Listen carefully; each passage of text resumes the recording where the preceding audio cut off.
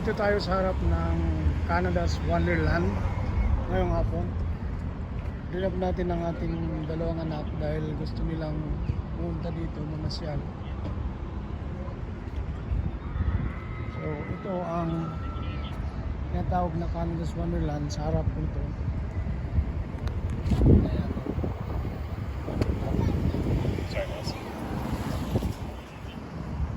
Ayan.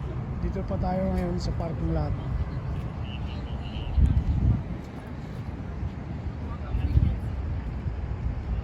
Mainit po ang panahon ngayon dito.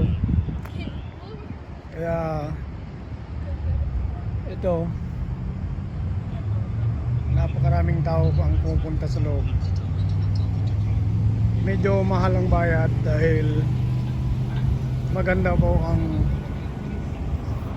pag-explore dyan sa loob. Maraming rides, maraming pwedeng pasyalan. Kaya dito sila pupunta ngayong araw.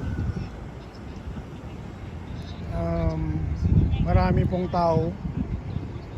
Basta Sabado, karamihan yung mga malang pasok dito, dinadala kanilang mga anak.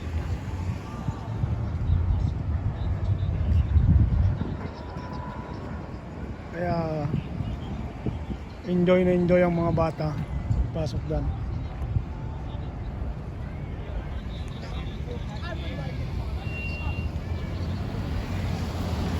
Huwag natin lumapit sa mas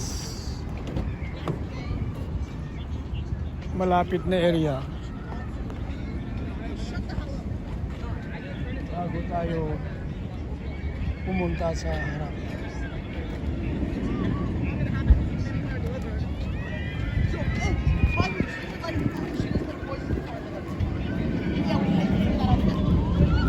Lang tayo sa harap, yun, may rides.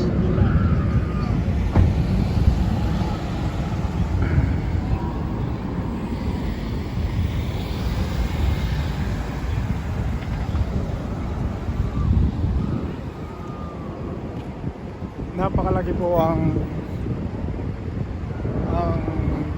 area nito, 300 hectares. Kaya napakaraming rides na pwedeng gawin sa loob. Pwede po mag-party, pwede po mag-picnic, pwede po mag-company outing dito sa loob. Kaya napakalaki po ito.